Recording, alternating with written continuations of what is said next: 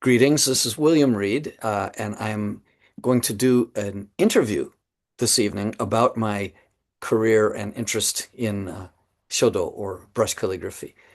And joining me is Alicia, who's going to ask me a few questions about how I got into this and why I'm still with it. So um, let me turn it over to you, Alicia. Thank you for having me, Professor. My name is Alicia, and I would be thrilled to ask you a few questions about your Great. journey in Shodo. Great. Yes, so I would like to start with you've been doing Shodo for so long, like over 50 years. 54 And I'm years. 54 years. That is amazing. That is just incredible. And I'm curious about what kept you going? Like why Shodo for so long? Well, I'll tell first why I started. I actually started Shodo at the same time that I started Aikido for Mm, similar but slightly different reasons. Aikido was a full body martial art to help you coordinate and unify mind and body. And I was doing that quite a lot, actually, maybe 25 hours a week. mm. And I wanted 25 to hours. I Wow. wanted to add something to it, but physically that was already quite demanding. And I Mm, loved the Japanese language, which I was majoring in, and I thought of Shodo. I found the kanji, especially yeah. the brushwork, to be quite beautiful, the asymmetrical balance and so forth. But I'd also understood that as a Zen art, calligraphy was a mirror for your mind and body state at the time, which means you can't fake it. And at the same Oh. time, unlike a photograph, you're able to make the adjustments by practice and improve yourself. So Oh, you improve your character as you improve your characters. I see. Oh, that's funny. You mean Chinese characters. Yeah. That is so interesting. So you Well, discovered that by actually practicing the characters, yeah. your personality also Yeah. develops in a way. Well, I in the beginning, it's so hard. It's like trying to learn how to ride a horse or something. The brush doesn't seem to mm, behave. Actually, it does exactly what you tell it to, but you just are I not see. clear on what you're telling it to. But you work with these things called teihon, which are Mhm. master copies, master mark, Okay. produced by your sensei, and you just Yeah. try to get closer and closer.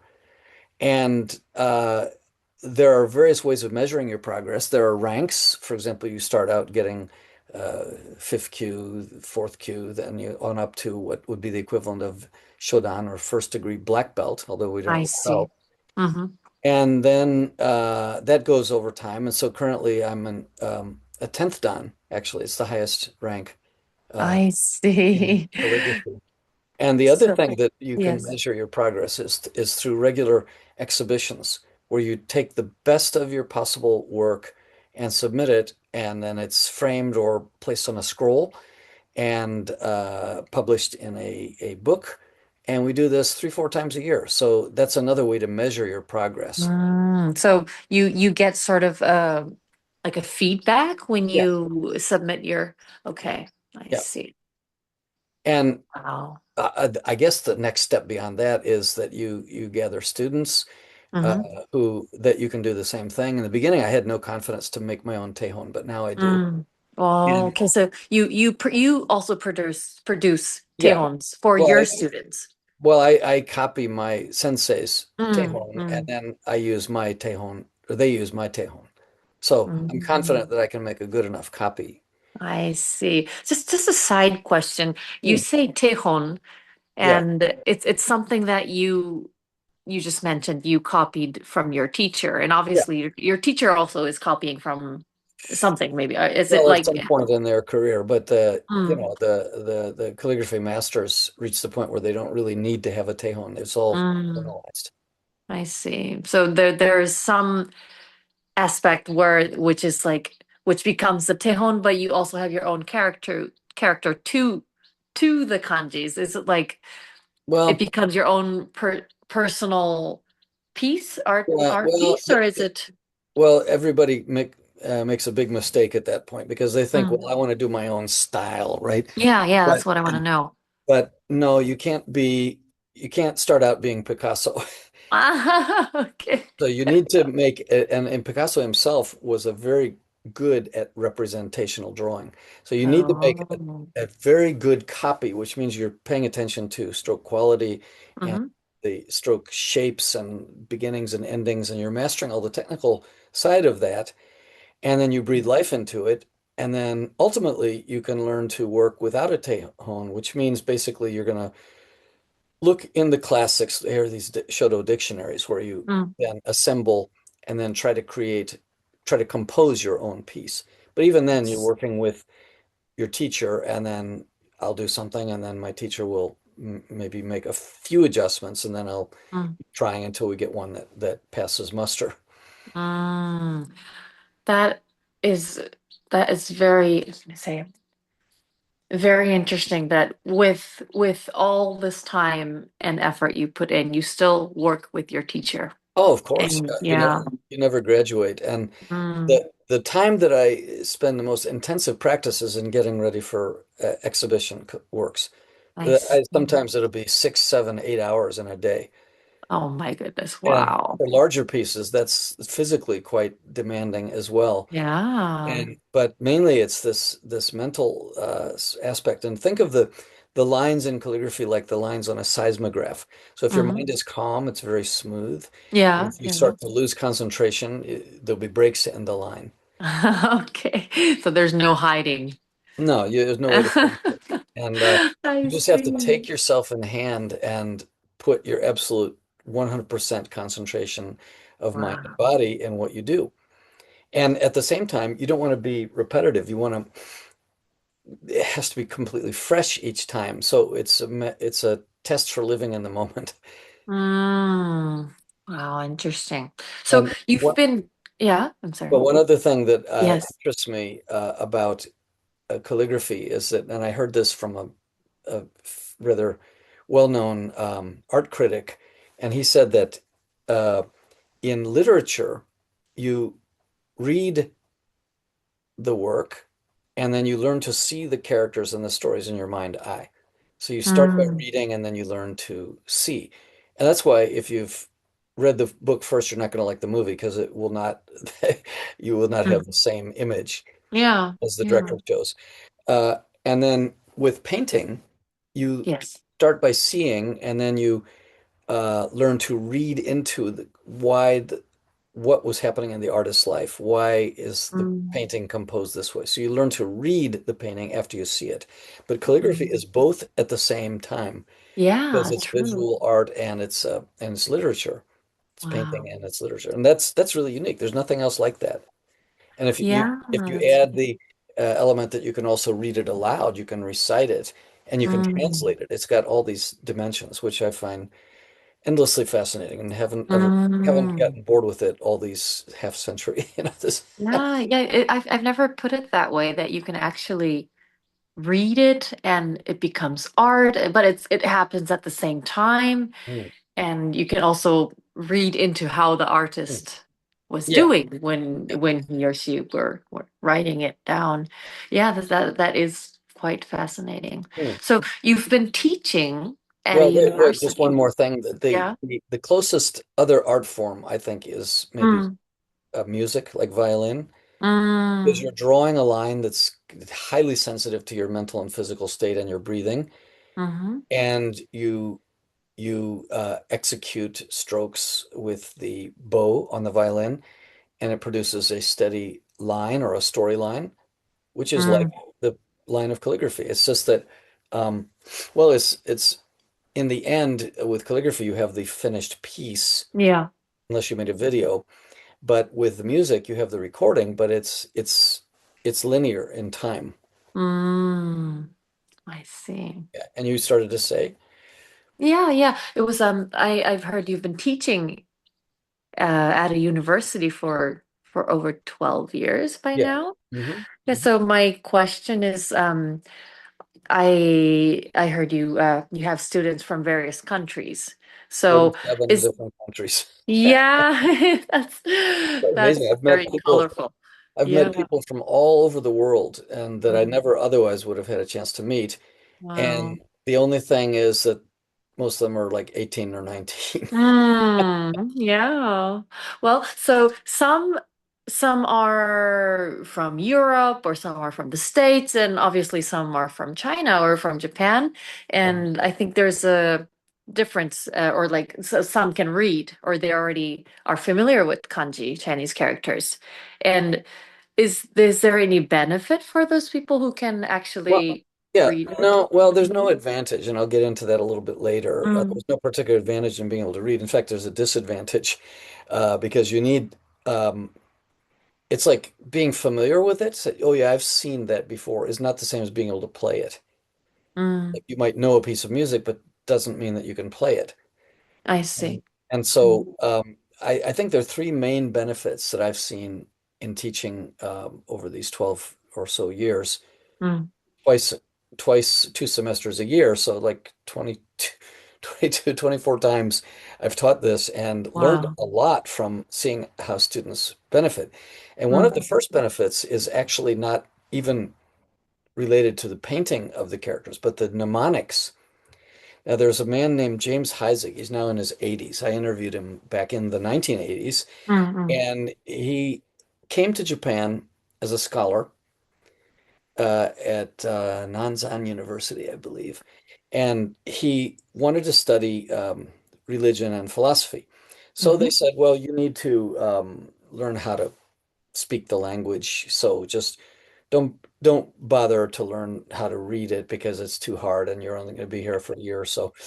So just come to classes. And he said, but I want to read like the Heart Sutra in Chinese. I said, well, just forget about it. That's not going to happen. He says, well, if you're not going to teach me, I'll teach myself. And he mm, did. And he was half German, half Spanish. He mhm, found a Chinese German dictionary, which broke down the logic of the characters into pieces.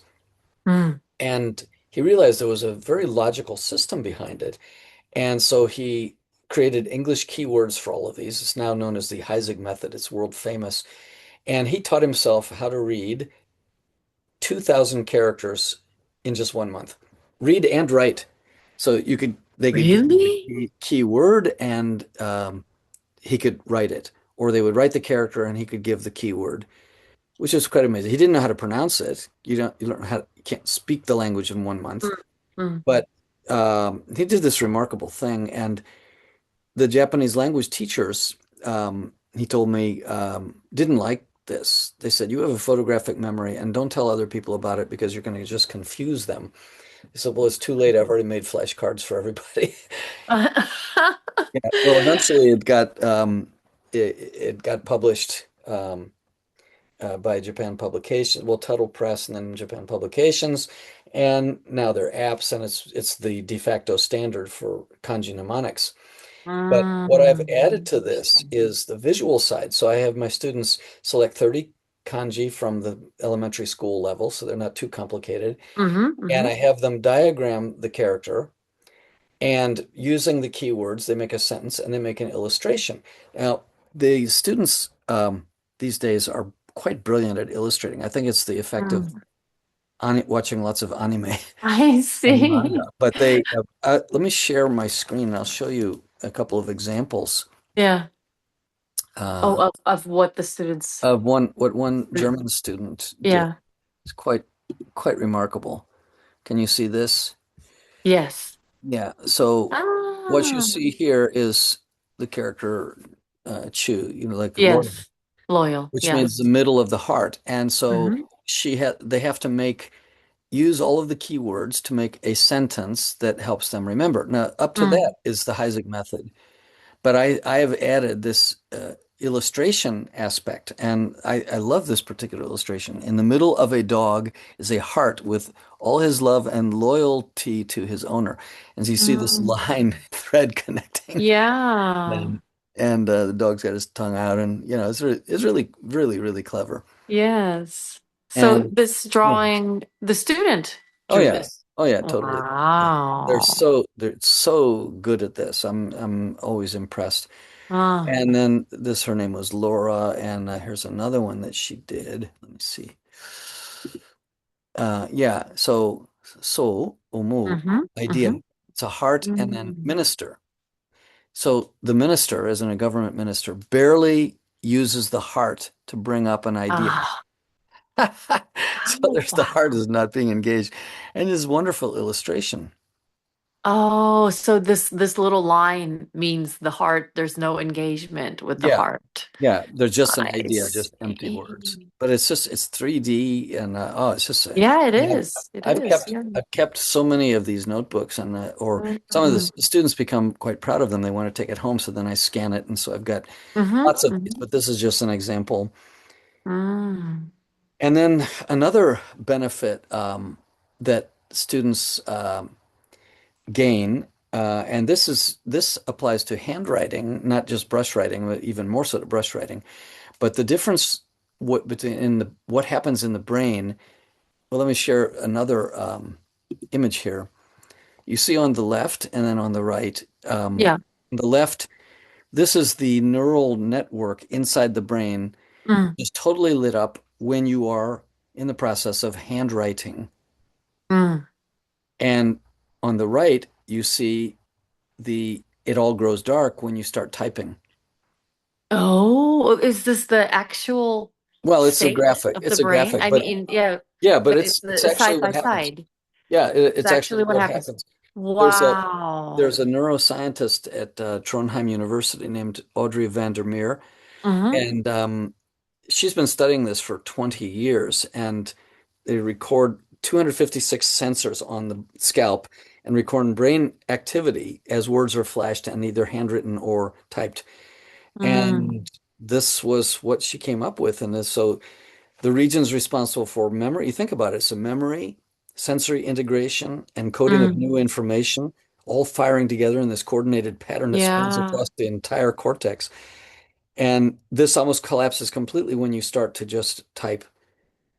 And Yeah. what's incredible is that students increasingly don't even type because you have the voice centered. Yes, They don't take notes, except in my class they have to. They have to make notebooks like this. I But see. so this uh, and th there have been studies. Studies have been around for like people not handwriting. So what Mm. happens is the brain goes dark and doesn't grow. And so when Mm. you t stop teaching handwriting to elementary school students, they lose the ability to grow their brain. Yeah. And this has serious consequences. They have reading disabilities and all kinds of attentional Mm. problems. And Finland was one of the first countries to take handwriting out of the country, out of the Yeah. curriculum, sorry. Yeah. And they found in 10 years of doing that that the students were turning stupid. Mm. Everybody had a learning disability. So they put handwriting back in the curriculum and they restored it. So there's a lot of brain science behind this. But Mm. the America, I mean, Japan follows America, and they're still in the process of taking handwriting out of the curriculum. It's crazy. They don't Mm. realize there's another graphic here. With handwriting, you have this active engagement, memory, understanding, motor skills, visual, spatial, Mm. and even with calligraphy, you have the fragrance of um, the ink. So you have total engagement of all the senses, Yeah. which working together in the sound of the words and the imagery and everything. And then when you're just typing, or even less if you're not even typing, you're just listening with the idea you think you understand, but you can't remember anything. Yeah. All surface, lower level comprehension, no memory, no Mm. connection. So this is a huge problem. Yeah, And and for so many hours every yeah, day in class, just yeah. typing away and nothing is happening. Well, they're not even That's typing. scary. Yeah, it I is mean, scary. then they're not even typing. It's Yeah, like they're just becomes sitting like a there. And then zombie. this is the other thing that I've noticed is that each year over the past dozen years that I've taught, well, with students using smartphones, uh, they have such short attention spans. In fact, they Mm. can't concentrate on anything because their mind is just so distracted. So they have to have music in their ear, and they have to check their social media every few seconds. Well, they don't even finish writing a complete work of calligraphy. They're constantly checking back. And some years ago, there was a study that said that human attention has become so short that it's like less than that of a goldfish, so 8 or 9 seconds. So a goldfish comes up to the screen and Oh dear. looking at something, and then it gets distracted and goes off to something else. Well, human beings, even less than that. And it's not Mm, surprising. You look at YouTube, the scene changes every, or music videos changes yeah. every less than a second sometimes. And Mm, the old days in movies, and even farther back in theater, you have the same scene for many minutes or even hours, and so you have to develop your own attentional skills for mm, that kind of mm, input, mm. but not having everything just constantly changing around you. I see. That's crazy. Yeah, so that's by doing or for by the students they can learn calligraphy Hmm. and they have the chance to sort of regain the concentration or experience Yeah. of being concentrated for more than 8 seconds. Yeah, a lot more than 8 seconds. I mean, even up to 90 Yeah. minutes in the class. And Oh. it takes training, but after about 20 hours of practice, they actually Mm, get quite good. But mm, I've had some students. There was one, you're familiar with Kukai, the hmm. famous Buddhist priest who brought Yes. many things from China to Japan, including absolutely incredible calligraphy, national treasures. And we were working on the art of the calligraphy of Kukai. And there are these two students sitting at a table talking while painting. And I went over thinking if I stood near their table, they would stop talking. Well, they didn't. Mm, And then mm. what they were talking about was who they went out with last year and what they were going to do on the weekend. So I said, Oh my goodness. I don't During mind class. if you talk while Mm, you're painting, but it should be about calligraphy or about Kukai, mm, not about who you went out with last year or what you did on the weekend, what you're doing on the weekend. It says if you mm, keep talking like that, you will never meet Kukai. mm, And it seemed to sink in a little bit. But then during the semester, because this is a habitual thing, the girl from Norway, um, well, we have this very large lobby at the university and has a pole, just a metal hmm. pole right in the middle. It's really easy Hmm. to see. You can't miss it. Okay. And she was just horsing around with her friends and she backed against it and hit her head on it and got a serious concussion, which put her out of commission for the rest of the semester. Oh no. And so it's accident prone. Comes from this distracted state, and it's Mm, dangerous, and the guy from the UK, this was a freak accident. He walked into his dorm room and somebody had a air gun, a pellet, BB gun, and mm. just happened to fire the trigger right as he opened the door. It hit the side of his eye, almost blinded him. And it's these accidents that don't need to happen, just happening, it's crazy. But then Mm, on the positive side, well, I had a student a couple of semesters ago from Cambodia, and they warned me. They said she has a serious case of attention deficit. She can't mm. concentrate. She stays in her room for days. She can't make friends, Oh, can't communicate, and she's really nervous. And so you have to give her special care. So I anyway, see. we started, and it was sort of like they said. I mean, she said, my hand keeps shaking. I can't concentrate. This is too difficult. I can't do this. I said, yes, you can. And I worked with her. And within a month, she had definitely changed. And at the end of the 3 month semester, she was the best in Mm. the class. She had developed Really? this calm mind, no use of drugs to treat this condition. She was developing friends and just complete transformation. So I want to tell the counselors, forget about that psychology. Just send them to me and I can fix Uh, this in a short time. I did she actually like talk to you about it that Oh, absolutely. And she told yeah? all her friends and this Mm, transformation. And, um, it's very gratifying to see students mm. learning and transforming and being able to do Yeah. this and getting to the point where they're doing calligraphy that is so much beyond Mm. even native speakers. Now, I'll share my screen again. Yeah, yeah. Um, I'll show you some works done by students. Oops, on this one. Oh, yeah, can you see it? Yes. Yeah. This Okay. one? Yeah, this is done by a student, and By a student? yeah, and this is after maybe a couple of weeks, maybe 3 weeks. So not that many hours of practice. No. No, Three this weeks? and this isn't even the best one. This is just a typical.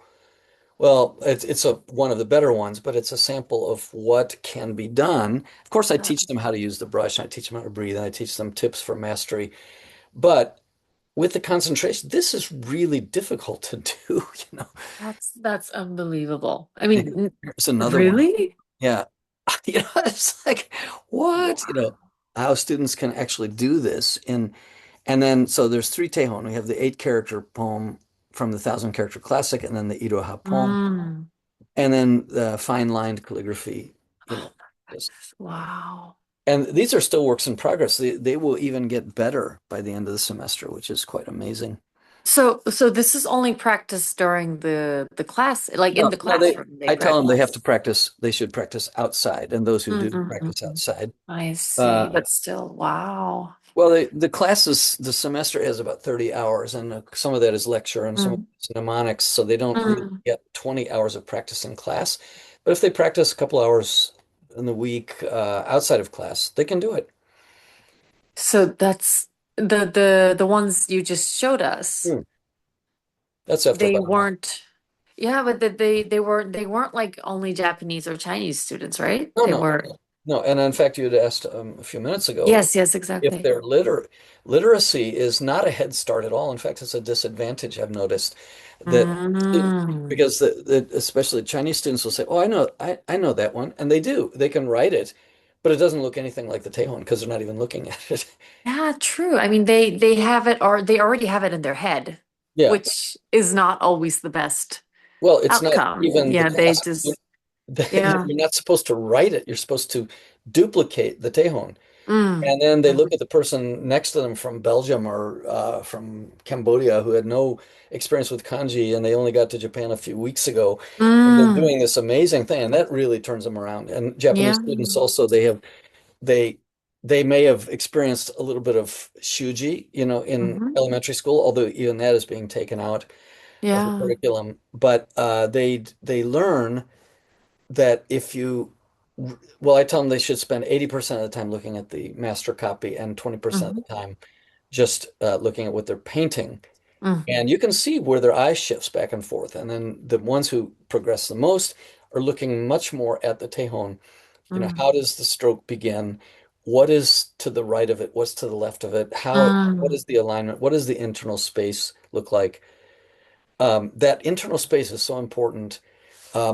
One of the first breakthroughs that I made was I told my teacher I could practice over and over and over again, and I Mm. seemed to have hit a plateau, and I didn't know what the reason was. So he said, "Well, you're painting the strokes, but you're not painting the internal shapes." And I looked at it, and he was exactly right. The strokes were there, and they sort of were Yes. similar, but the internal spaces didn't resemble at all. So that shifted my Ah, mind to look at wow. negative space, and that made a huge improvement. Mm. Uh, Something clicked when you heard yeah, that. yeah. And Yeah. I use a lot of analogies. Like I compare calligraphy to tennis. Mm. And I say you have these lines on the court and you have a net, and it's very difficult to keep the ball in motion, going back and Mm. forth over the net and inside the lines. Mm. And it would be much easier to have a volley if you took the net down and ignored the lines. But Yeah. I asked them, what would happen with your game? I said, well, you'd get bored. You wouldn't make any progress. It'd be no point. And so, Mm. yeah, well, it's the same with calligraphy. You have to learn how to not only stay in the lines, but keep the balance and the spatial dynamics alive. Mm. So this spatial intelligence is really very important, and I think it affects and improves all other areas of their study, certainly concentration. Oh, And, totally. and Yeah. students tell me that they my class is like an oasis because other classes they sit there Mm. and it's all abstract, just head centered, and Hmm. then they come and they focus on the eye-hand coordination, and I play jazz music uh, to help calm and get the flow. It's very similar I to jazz, see. actually. Yeah, I think that's a huge Mm, compliment from the students that they come here and you think it's just, sitting in front of the desk and just mm, drawing something, but it's a much higher mm, level of experience, is involving your whole body and your whole mind, and mm. yeah, it's Well, amazing. I used to, and I still measure my progress by my Mm, works and exhibitions and stuff like that. yeah, I practice quite a lot on my own. yeah. But I also measure my practice increasingly by my students' progress. Aha, I see. So you would see after a semester how far they go or Yeah, how many of them can get to a certain point. yeah, yeah. Yeah. Wow. It's quite amazing. And um, Mm. I'll never quit this. It's just so and the people who do practice this, especially with the fine tip brush, there's a lot of brain science even in Japan saying that it prevents dementia and Oh. it balances the autonomic nervous system, 15 minutes to mindfulness. I mean, there's just not many things that can do that and with zero side effects. So, Yeah. I I, mean, just in these days, just getting like a little letter, handwritten letter, hmm, that's already such a huge present because nobody does that anymore. yeah, It's, yeah, it's all printed or right. ready made. But Or yeah, being generated by able to, yeah, AI. yeah, exactly. Yeah, but being able to write something or having a beautiful handwriting, Hmm, yeah, that's already a gift. yep. Yep. Yeah. So students will rely Wow. on ChatGTP to write their papers. So I will not read papers. I don't even Ah, grade papers. Everything has to be handwritten in a notebook, oh, illustrated, I see. or hand painted. And I think that's pretty unique. Most, maybe some art classes do that, but Hmm. Wow. I don't want to grade the work by ChatGTP. Of course not. No meaning. Yeah, Yeah, what's the point? yeah, yeah. Wow. Well, thank you so much. That was super, super interesting. Thank you. Well, actually, I have a Yes. membership, and when I'll post in the comments below the Mm. video, but a membership whereby you can look at videos with explanation in English and subtitles in English, and Oh. the AI feature inside allows you to use this as like a coach. So you can ask, so what are some of the tips for how to hold the brush? What do I do with my breathing? You can ask questions, and Mm. it gives you all this instruction right back. So and there's just dozens and dozens of videos, which I have, some came from my university classes and some were made Mm. specifically for the membership. But for Wow. $40 a month, you can actually train yourself in this way. So I'm kind of shifting my entire curriculum online to this membership. Oh, okay. So people, if they want to learn from you, they can actually join this Yeah, membership. yeah. And so it's a $100. free access to what you can offer. Well, it's $40 a month, so it's Of not, course, yes. But I mean, but it, time-wise, you can go yeah, there yeah, anytime. 24 hours. Yeah. And then Oh, I'll occasionally nice. do live things as well to give people an extra boost. Yes, we've been looking forward to many more of those. Hmm. Thank Well, you. thanks for Thank the you time so too, much, Alicia. Professor. Yeah, appreciate it. Okay. Okay. Okay, have a See good you. evening. Bye-bye. Bye.